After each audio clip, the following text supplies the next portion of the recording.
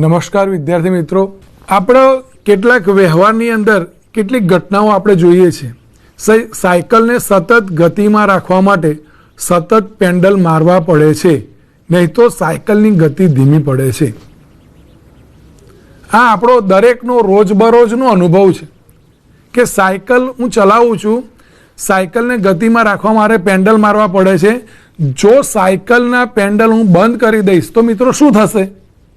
તો સ્વાભાવિક રીતે સાયકલની ગતિ ધીમે ધીમે ધીમે ઓછી થતી જશે અને એક સમય એવો આવશે કે સાયકલ પોતે સ્થિર થઈ જશે. તો આના ઉપરથી આપણે તારણ શું કાઢી શકીએ? તો આ ઉપરથી આપણે જોઈએ, એનું તારણ આપણે લખેલું છે કે આ ઉપરથી કહી શકાય કે કોઈ વસ્તુને ગતિશીલ રાખવા માટે અસંતુલિત બળની જરૂર પડે છે. આપણે જે વ્યવહારમાં જે ઘટના બને છે એ ઘટના શું છે કે સાયકલને ગતિમાં રાખવા પેન્ડલ મારવું પડે. જો પેન્ડલ અટકાવી દઈશું એટલે કે બળ સતત આપ્યા કરવું પડે, અને જો બળ અટકી જાય તો વસ્તુ ગતિશીલ રહેતી નથી. પરંતુ તો એનો અર્થ એ નીકળે કે કોઈ વસ્તુને ગતિશીલ રાખવા માટે અસંતુલિત બળની જરૂર પડે છે. પરંતુ આ વૈજ્ઞાનિક દ્રષ્ટિએ જો જોઈએ તો આ માન્યતા સદંતર ખોટી છે કે કોઈ વસ્તુ ગતિશીલ હોય તો એને સતત ગતિશીલ રાખવા માટે બાહ્ય બળની જરૂર પડે, અસંતુલિત બળની જરૂર પડે.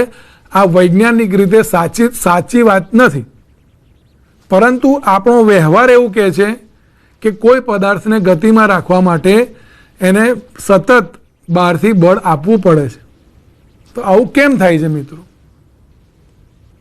તો સાયકલને પેન્ડલ હું જ્યારે મારું છું ત્યારે હું પોતે તો સાયકલ ઉપર બળ લગાડું જ છું, જેથી મારા બળની અસર હેઠળ, મેં લગાડેલા બળની અસર હેઠળ સાયકલ ગતિમાં આવે છે. પરંતુ સાયકલની ગતિને અવરોધતું એક બળ સાયકલ ઉપર લાગે છે જે આપણને ખ્યાલ આવતો હોતો નથી. મારી સાયકલના ટાયર એ જમીનના સંપર્કમાં હોય છે.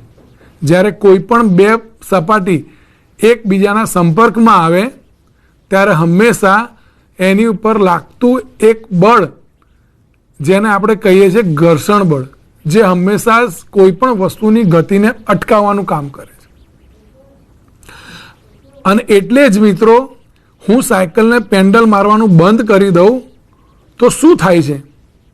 તો સાયકલનું ટાયર અને જમીન વચ્ચે ઘર્ષણ થવાના કારણે સાયકલની ગતિ ધીમે ધીમે ધીમે ધીમે અટકી જાય છે. માની લો કે આ ઘર્ષણ ના હોય તો શું થાય? બીજું પણ એક બળ લાગે છે. જ્યારે હું સાયકલની ગતિ, સાયકલ ચલાવું છું, પેન્ડલ મારું છું, ત્યારે એક ઘર્ષણ બળ તો લાગે જ છે. સાથે સાથે સાયકલને હવાનું ઘર્ષણ બળ પણ લાગે છે, હવાનો અવરોધ પણ લાગે છે. પવન મારી દિશામાં હું જ્યારે જતો હોઉં ત્યારે પવનનો અવરોધ પણ મને લાગે છે. આમ બે પ્રકારના બળો એ સાયકલ ઉપર લાગતા હોય છે. અને એના જ કારણે હું પેન્ડલ જો અટકાવી દઉં, મારવાનું બંધ કરી દઉં, તો સાયકલ ધીમી પડી જાય છે અથવા તો અટકી જાય છે. તો મિત્રો એક કલ્પના કરો કે આ ઘર્ષણ બળ ના હોય, હવાનો અવરોધ ના હોય તો શું થાય? તો શું સાયકલ ગતિ ચાલુ રાખશે કે અટકી જશે? આ એક કલ્પના કરવાની વાત છે મિત્રો, એટલે અઘરી છે સમજવી, એને અઘરું પડે. કેમ કે હું વ્યવહારમાં તો એ જ જોઉં છું કે સાયકલના પેન્ડલ મારવાનું બંધ કરું તો સાયકલ અટકી જાય છે. પરંતુ વાસ્તવમાં વૈજ્ઞાનિક દ્રષ્ટિએ જો જોવામાં આવે તો વૈજ્ઞાનિક દ્રષ્ટિએ સાયકલ પર જો પેન્ડલ, એક વખત સાયકલ ગતિમાં આવી પછી જો એનું પેન્ડલ મારવાનું બંધ કરવામાં આવે તો પણ સાયકલની ગતિ ચાલુ રહે, એવું વિજ્ઞાન કહે છે. ક્યારે? જ્યારે સાયકલ પર લાગતું ઘર્ષણ બળ અને હવાનો અવરોધ અવગણવામાં આવે ત્યારે. તો આમ સાયકલની ગતિ કોણ ધીમું કરે છે? તો સાયકલ પર લાગતું ઘર્ષણ અને હવાનો અવરોધ, જેને આપણે અસંતુલિત બળ કહીએ છીએ. આ અસંતુલિત બળના કારણે જ મારી સાયકલની ગતિ ધીમી પડે છે, અને એટલે એ ગતિમાં ચાલુ રાખવા શું કરવું પડે છે, તો એ અસંતુલિત બળ કરતાં પણ વધારે બળનું મૂલ્ય મારે સાયકલ ઉપર આપવું પડે છે, જેથી મારી સાયકલ ગતિમાં રહે. આમ અસંતુલિત બળોની અસર હેઠળ શું થાય એ મિત્રો આપણે જોયું. તો કેટલાક પ્રશ્નોની ચર્ચા કરીએ. તો અસંતુલિત બળની જરૂર ક્યારે પડે, તો એક, ઝડપમાં વધારો કરવા. મેં કીધું હમણાં કે જો સાયકલની ઝડપ વધારો કરવો હશે તો શું કરવું પડશે, તો સાયકલ ઉપર લાગતું જે ઘર્ષણ બળ છે અને જે હવાનો અવરોધ છે એને અસંતુલિત કરે એટલું બળ મારે લગાડવું પડશે જ, તો જ મારી સાયકલની ઝડપમાં વધારો થશે. આમ ઝડપમાં વધારો કરવા અસંતુલિત બળની જરૂર પડે. ગતિની દિશા બદલવા અસંતુલિત બળની જરૂર પડે. એ કેવી રીતે, તો હું જ્યારે માની લો કે આપણે એક હોકીની રમત છે, હોકીની રમતની અંદર આપણે જોઈએ કે કોઈ એક ખેલાડી પોતાની હોકી દ્વારા બોલને એક જ દિશામાં ગ્રાઉન્ડમાં લઈ જાય છે. સતત એ હોકી દ્વારા એની ઉપર બળ લગાડે છે અને એને ગ્રાઉન્ડ તરફ લઈ જાય છે, એક દિશામાં ગોલ કરવા માટે લઈ જાય છે. એવામાં એટલે એની ગતિની દિશા એ માની લો કે જમણી બાજુ છે, અને જમણી બાજુ એ હોકીનો પ્લેયર પોતે એને ગોલ કરવા માટે હોકી સ્ટિક દ્વારા બોલને લઈ જાય છે. એવામાં જ એક સામેની સાઈડનો ખેલાડી આવશે, અને સામેની સાઈડનો ખેલાડી એ બીજી તરફ એટલે કે ડાબી સાઈડે બોલને લઈ જવાનો પ્રયત્ન કરશે, કેમ કે એને ડાબી સાઈડે ગોલ કરવાનો છે. એ વખતે એ પોતાની હોકી સ્ટિક દ્વારા બોલની ગતિની દિશા શું કરશે, બદલશે. પણ એ ગતિની દિશા ક્યારે બદલી શકશે, તો જમણી તરફ લઈ જતો જે ખેલાડી છે એ જેટલું બળ લગાડે છે એના કરતાં થોડુંક વધારે બળ એને લગાડવું પડશે, અથવા તો અલગ દિશામાં બળ લગાડવું પડશે, તો અને તો જ એ ગતિની દિશા એ બદલી શકશે. અને ત્રીજું, વસ્તુને પ્રવેગિત ગતિ કરાવવા માટે. વસ્તુની પ્રવેગિત ગતિ કરાવવા માટે પણ અસંતુલિત બળની જરૂર પડે. એટલે કે જો કોઈ બોલ છે એ બોલ એ સ્થિર અવસ્થામાં પડેલો છે અને એને મારે પ્રવેગિત કરવો છે, તો સ્વાભાવિક રીતે એ બોલ ઉપર મારે બળ બહારથી બળ આપવું પડશે. આ જે બહારથી બળ આપણે આપીએ છીએ એ બાહ્ય બળને અસંતુલિત બળ કહે છે. આમ અસંતુલિત બળની જરૂર કેમ પડે છે મિત્રો, ફરી આપણે એક વખત જોઈ લઈએ. તો અસંતુલિત બળની જરૂર શા માટે પડે છે, તો એક, ઝડપમાં વધારો કરવા માટે, ગતિની દિશા બદલવા માટે અને વસ્તુને પ્રવેગિત કરાવવા માટે અસંતુલિત બળની જરૂર પડે છે.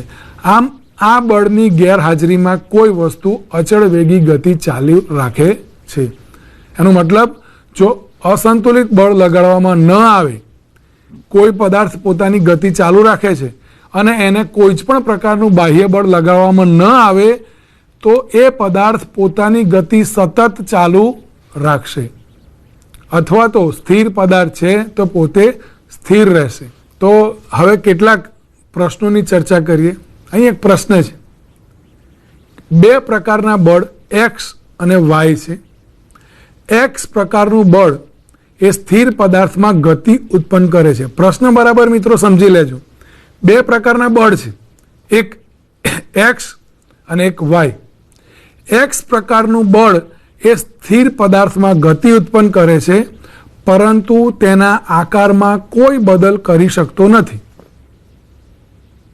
પરંતુ બીજું બાજુ વાય પ્રકારનું બળ સ્થિર પદાર્થને ગતિમાં લાવતું નથી, પરંતુ તેના આકારમાં બદલ કરે છે. તો એક્સ અને વાય કેવા પ્રકારના બળ હશે? પ્રશ્ન સમજાઈ ગયો મિત્રો? ના હોય તો આપણે ફરી આને રિપીટ કરીએ. કોઈ એક પદાર્થ છે કે જેના પર બે પ્રકારના બળ લાગે છે. એક એક્સ પ્રકારનું બળ છે, બીજું વાય પ્રકારનું બળ છે. એક્સ પ્રકારના બળ એવું છે કે જે સ્થિર પદાર્થ છે એને ગતિમાં લાવે છે, પરંતુ તેના આકારમાં કોઈ બદલ કરી શકતો નથી. બીજું વાય પ્રકારનું બળ છે કે જે સ્થિર પદાર્થને ગતિમાં લાવતો નથી, એટલે કે સ્થિર પદાર્થને સ્થિર જ રાખે છે, પરંતુ તેના આકારમાં બદલાવ કરે છે. તો મિત્રો એક્સ પ્રકારનું બળ કયું હશે અને વાય પ્રકારનું બળ કયું હશે? તમને ખ્યાલ આવી જ ગયો હશે. આગળ આપણે જે બળ શીખ્યા, અસંતુલિત બળ અને સંતુલિત બળો, એના સંદર્ભમાં જ આનો જવાબ હોઈ શકે. તમને ખ્યાલ ચોક્કસ આવી ગયો હશે કે એક્સ પ્રકારનું બળ એ કેવા પ્રકારનું બળ છે? તો એ સ્થિર પદાર્થની ગતિ ઉત્પન્ન કરે છે. કયું બળ સ્થિર પદાર્થમાં ગતિ ઉત્પન્ન કરે? તો આપણે આગળ જોયું કે અસંતુલિત બળ. એટલે કે એક્સ એ કેવા પ્રકારનું બળ હશે? તો એક્સ એ અસંતુલિત પ્રકારનું બળ છે. આગળ જોયું તો આપણે મિત્રો કે અસંતુલિત બળ શું કરે? તો જે પદાર્થ સ્થિર છે એને ગતિમાં લાવે અને એના આકારમાં કોઈ બદલ કરી શકતો નથી. અને એટલે કોઈ પદાર્થ ઉપર લાગતું જે આપણે ધાર્યું છે એક્સ બળ, એ એક્સ બળ કેવું હશે? અસંતુલિત બળ હશે. હવે વાય બળ વિશે આપણે જોઈએ. તો વાય બળ વિશે શું કહે છે? ફરી વાંચીએ આપણે. તો વાય પ્રકારનું બળ એ સ્થિર પદાર્થને ગતિમાં લાવતું નથી, એટલે કે સ્થિર પદાર્થને સ્થિર રાખે છે. તો સ્થિર પદાર્થને કોણ સ્થિર રાખે? તો સંતુલિત બળ. અને સંતુલિત બળ બીજું શું કરે છે? તો પદાર્થના આકારમાં પણ બદલ કરતું નથી, એ પદાર્થના આકારને બદલે છે. તો વાય પ્રકારનું બળ કેવું છે? તો વાય પ્રકારના બળને સંતુલિત બળ કહે છે. આમ પહેલા પ્રશ્નનો જવાબ શું આવશે? તો એક્સ એ અસંતુલિત બળ છે અને વાય એ સંતુલિત બળ છે. ક્યારેક પરીક્ષામાં આવા પ્રકારના પણ સમજણવાળા પ્રશ્નો આપણને પૂછી શકે છે. બીજો પ્રશ્ન આપણે જોઈએ.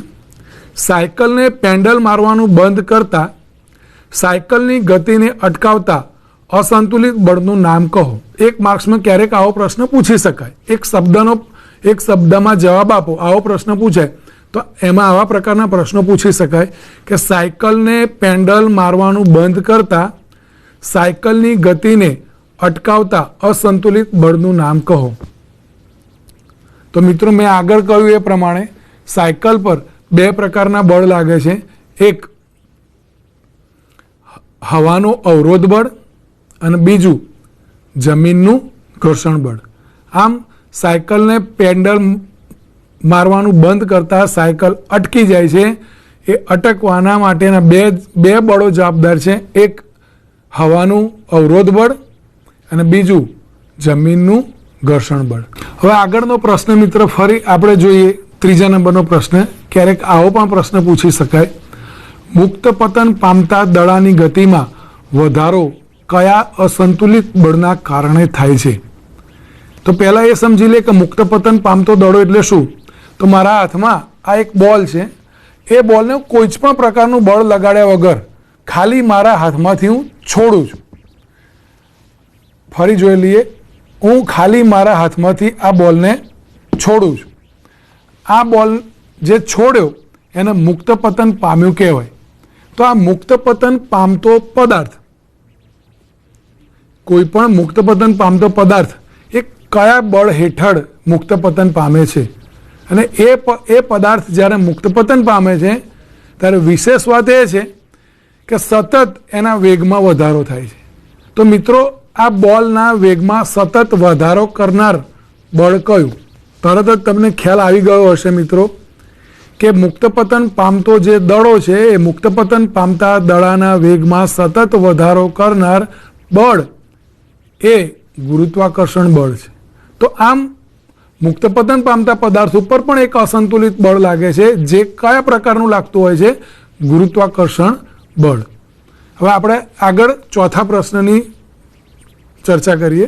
ગતિ કરતી સાયકલને અચળ ગતિ કરાવવી કયા? તો સાયકલ પર લાગતા કયા પ્રકારના બે અસંતુલિત બળોની ગેરહાજરી જોઈએ?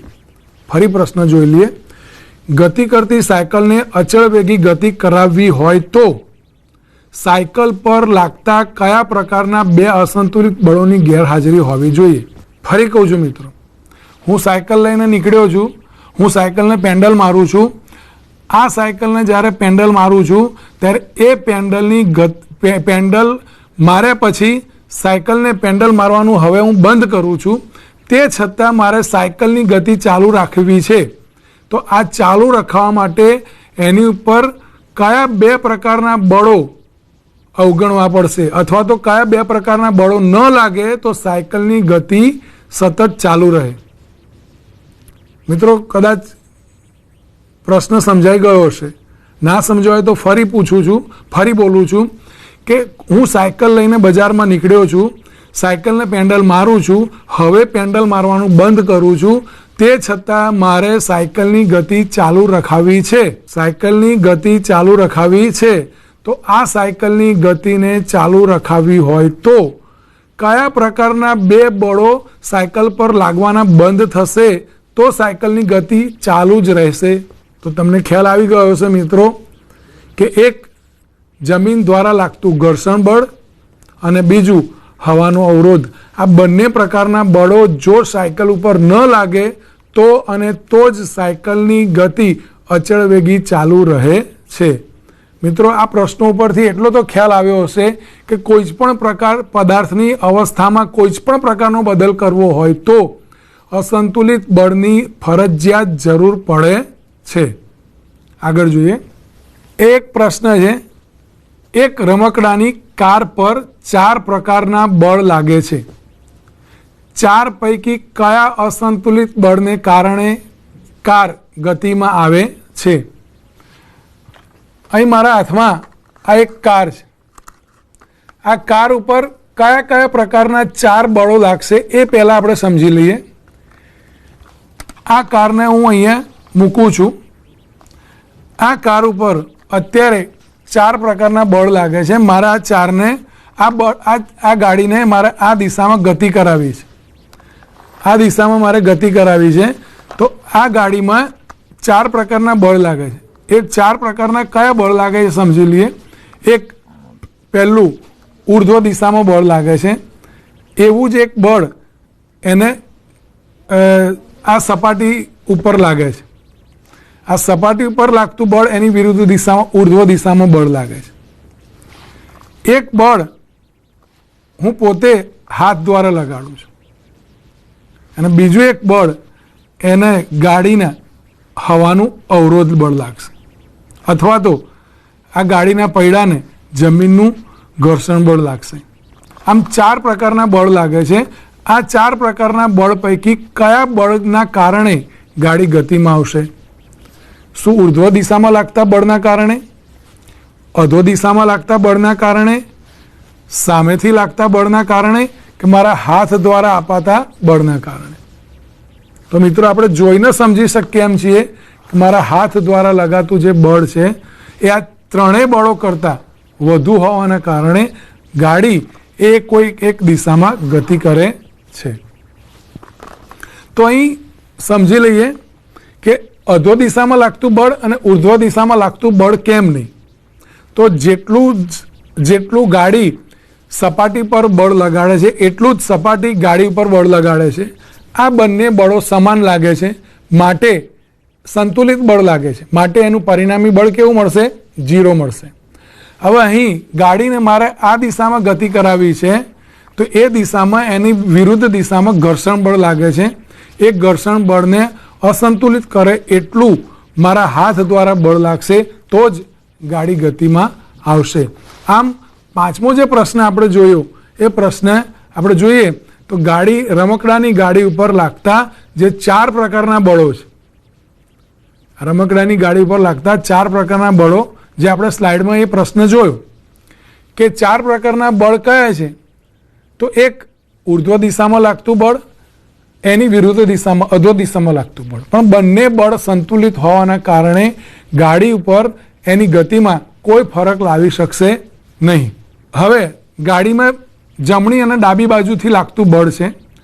માની લો કે જમણી બાજુથી લાગતું બળ હવાનું અવરોધ બળ છે અથવા તો જમીનનું ઘર્ષણ બળ છે. તો એની વિરુદ્ધ દિશામાં હું શું કરું છું? તો મારા હાથ દ્વારા બળ લગાડું છું. જો મારા હાથ દ્વારા લગાડાતું બળ એ ઘર્ષણ બળ જેટલું જ હશે તો ગાડી ક્યારેય ગતિમાં આવશે નહીં.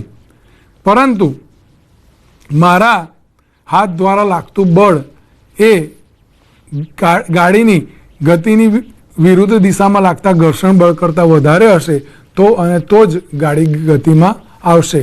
આમ અહીં આ પ્રશ્નોની ચર્ચા દ્વારા મિત્રો આપણે એટલું તો સમજાવીશું કે કોઈ પણ પદાર્થને ગતિમાં લાવવા, સ્થિર પદાર્થને ગતિમાં લાવવા અથવા તો ગતિમાન પદાર્થને સ્થિર કરવા હંમેશા કોઈ એક પ્રકારના બળોની જરૂર પડે છે, જે બળને અસંતુલિત બળ કહે છે.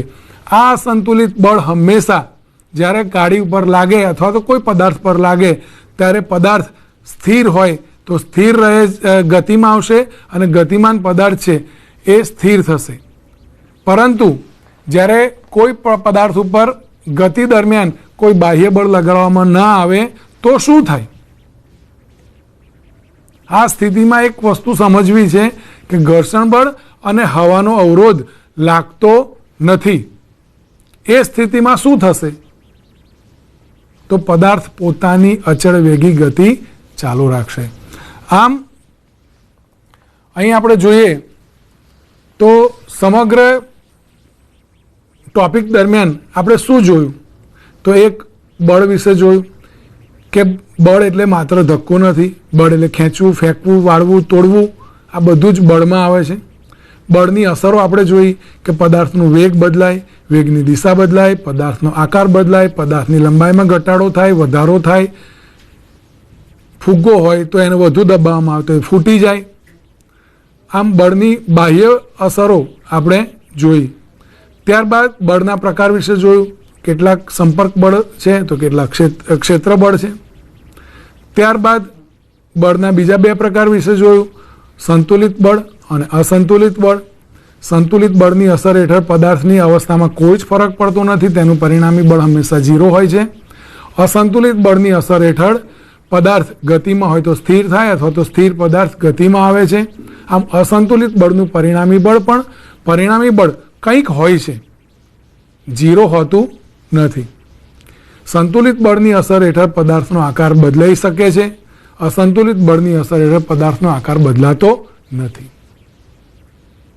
અને કેટલાક અન્ય ઉદાહરણો પણ આપણે જોયા કે જો પદાર્થ ઉપર આપણે વ્યવહારમાં જે પદાર્થોને જોઈએ છે કે એની ગતિ ચાલુ રાખવા માટે આપણે સતત એને બાહ્ય બળ આપવું પડે છે, પણ વાસ્તવમાં વિજ્ઞાન એવું કહેતું નથી કે પદાર્થની ગતિને ચાલુ રાખવા માટે બાહ્ય બળ લગાડવામાં ના આવે તો છતાં એનું ગતિ ચાલુ રાખે છે. પરંતુ આના વિશે ઊંડાણમાં આના પછીના ભાગમાં આપણે ચર્ચા કરીશું. આના પછીનો જે પ્રશ્ન છે એની અંદર એ ચર્ચા કરીશું કે શું ખરેખર એવું શક્ય છે કે પદાર્થને ઉપર કોઈ જ પણ પ્રકારનું બાહ્ય બળ લગાડવામાં ન આવે. જો કોઈ પદાર્થ ગતિમાન હોય અને ગતિમાન પદાર્થ પર બાહ્ય બળ લગાડવામાં ન આવે તો તે પદાર્થ પોતાની ગતિ ચાલુ રાખી શકે? આના વિશે ઊંડાણમાં આગળના ટોપિકમાં આપણે ચર્ચા કરવાના જ છીએ મિત્રો. ખરેખર આ એટલો રસપ્રદ વિષય છે કે જે આપણને માન્યમાં ના આવી એ ઘટનાને આજે આપણે રૂબરૂ કરવાના છીએ કે શું ખરેખર કોઈ પદાર્થને કોઈ પણ પદાર્થ ગતિમાં ચાલુ રાખતો હોય તો શું એ ગતિમાં સતત ચાલુ કોઈ પણ પ્રકારના બળ વગર ચાલુ રાખે? કારણ કે વ્યવહારમાં હું એવું જોઉં છું, માની લો કે એક ગ્રાઉન્ડ ઉપર બોલ છે, એ બોલને હું કિક મારું છું તો એ બોલ થોડોક અંતર કાપ્યા પછી અટકી જાય છે. હું આ વ્યવહારમાં જોઉં છું. પણ વિજ્ઞાન મિત્રો એવું કહે છે કે એ બોલને જ્યારે કિક મારવામાં આવે ત્યારે એ બોલ જો હવે ફરી એની ઉપર કોઈ બાહ્ય બળ લગાડવામાં ના આવે ત્યાં સુધી એ બોલ ગતિ ચાલુ રાખે. તો મિત્રો એ બોલ કેમ અટકી જાય છે એના કારણો આપણે જોયા કે એક જમીનનું ઘર્ષણ બળ અને હવાનો અવરોધ બળ. જો આ બંને ન હોય તો એ પદાર્થ પોતાની ગતિ ચાલુ રાખે છે. આના વિશે આપણે આગળ પ્રયોગ દ્વારા એને આગળના મુદ્દામાં સમજવાનો પ્રયત્ન કરીશું.